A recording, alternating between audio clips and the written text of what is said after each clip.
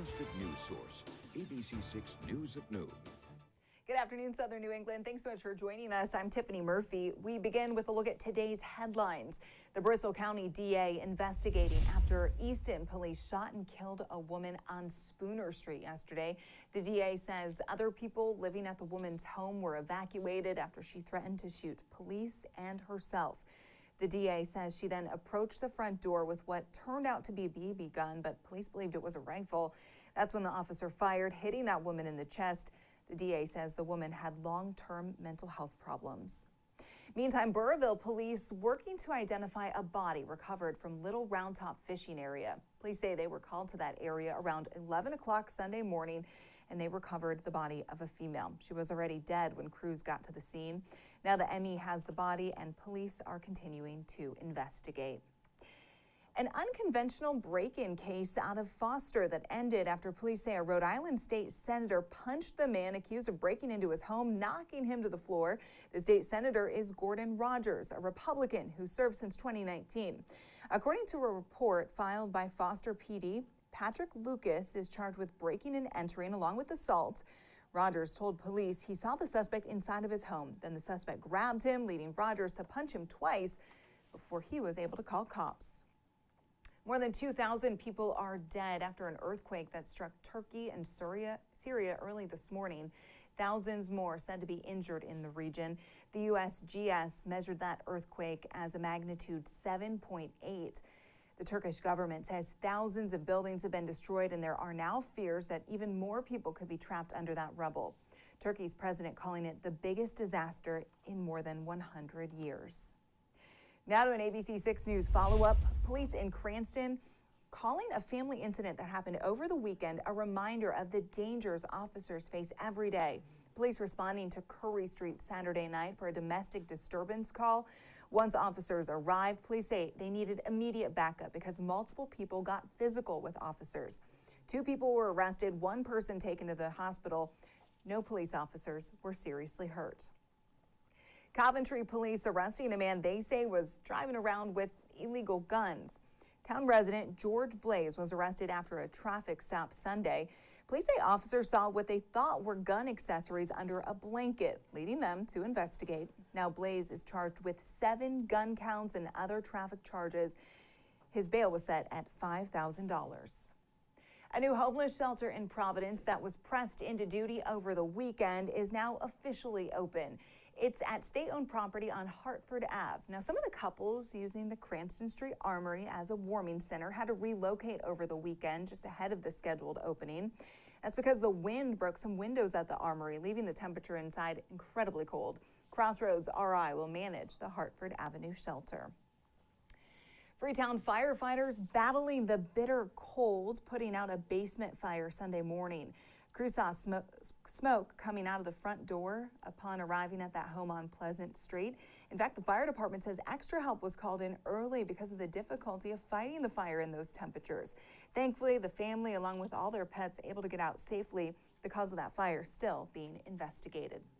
Speaking of the weather, what a difference just a couple days makes. Thankfully, that is well behind us as we look out at our sky cam over gorgeous Providence. It really depended, I feel like, where you were in Rhode Island this morning, if you saw the sun or you saw this kind of blah on this Monday, Nick. Yeah, most of the sunshine is off to the west of us today, and we're dealing with a lot of clouds, although it is a thin overcast right now over Providence.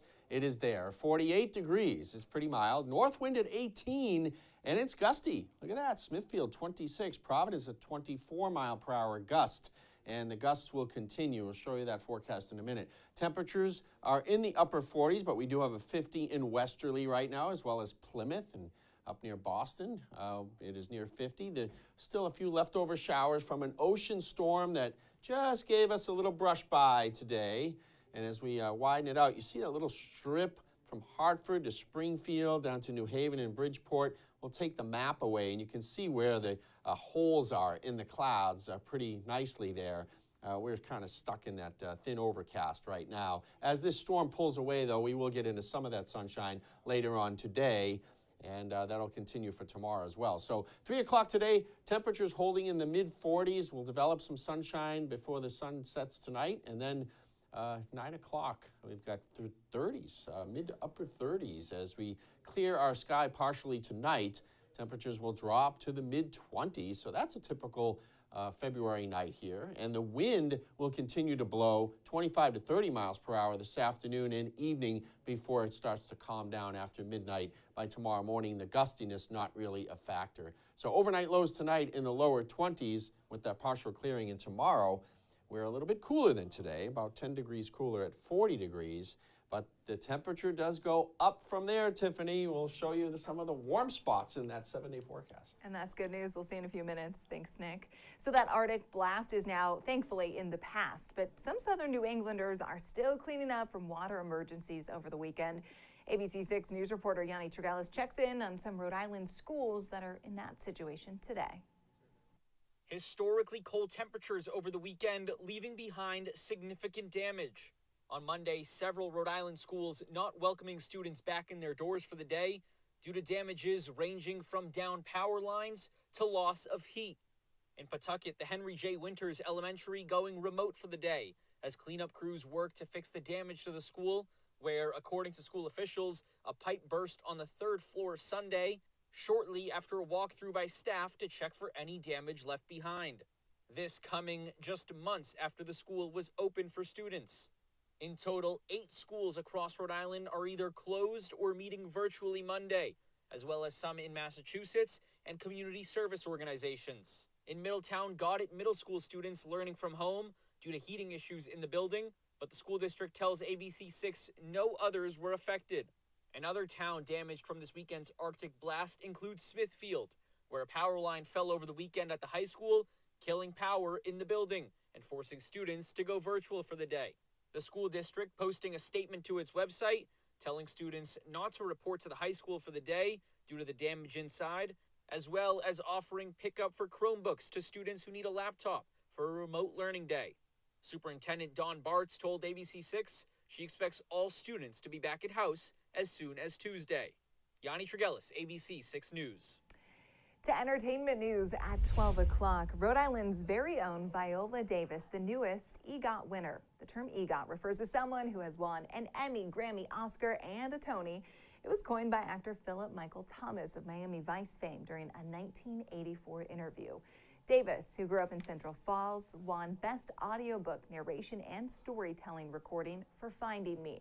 Davis is just the 18th person to win all 4 major entertainment honors.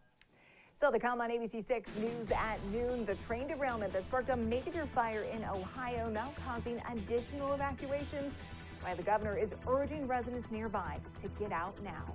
Plus, it's Super Bowl week. We'll tell you how the mom of Travis and Jason Kelsey navigating her loyalties ahead of the big game that pits brother against brother.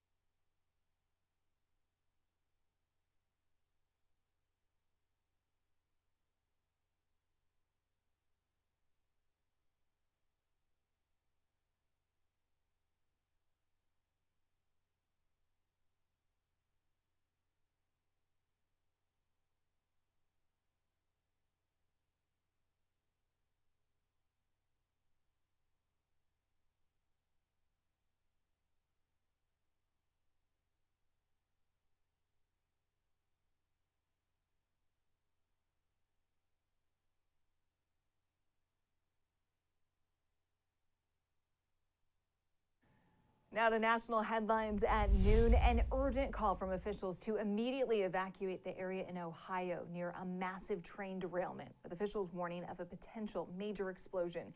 Here's ABC's Rena Roy. An urgent evacuation order now underway in East Palestine, Ohio, after a disastrous train derailment. Officials warning of a potential major explosion. The Grammys were interrupted by the news to leave now. So, I mean, it was immediate. The small town is located 50 miles northwest of Pittsburgh, Pennsylvania. Schools and offices also shut down in the area today. Janet Meek's home is within the evacuation zone. She's now staying at a hotel 20 miles away. It's scary to not know, how much damage could be done to our home and when we can go back. Multiple explosions have already caused massive fires since the derailment Friday night, sending toxins into the air. Federal investigators saying 10 of the 50 derailed cars were carrying hazardous material, including vinyl chloride. Short-term exposure to the chemical can irritate the eyes, nose, throat, and lungs. Long-term can lead to chronic liver and kidney problems.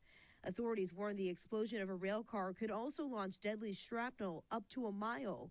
NTSB investigators are on scene, piecing together what caused the derailment. We obtained 2 videos which show preliminary indications of mechanical issues on one of the rail car axles. EPA crews are testing the air and water regularly. Although the water is discolored, they say it's safe to drink. Rena Roy, ABC News, New York. Just ahead on ABC6 News at noon, Nick is back with a look at our 7-day forecast and when you may need your umbrella. See you in 2 minutes.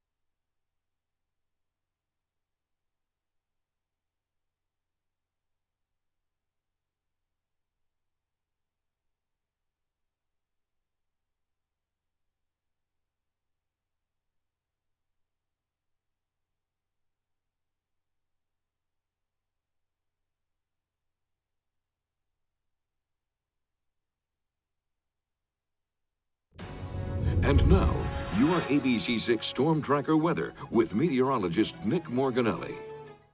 And welcome back to ABC6. We've got a lot of clouds out there today, but it is mild, and this is much better than what we had Friday and Saturday, right? Cold starts, though, in the morning and mild afternoons. That's kind of the trend here as we go forward.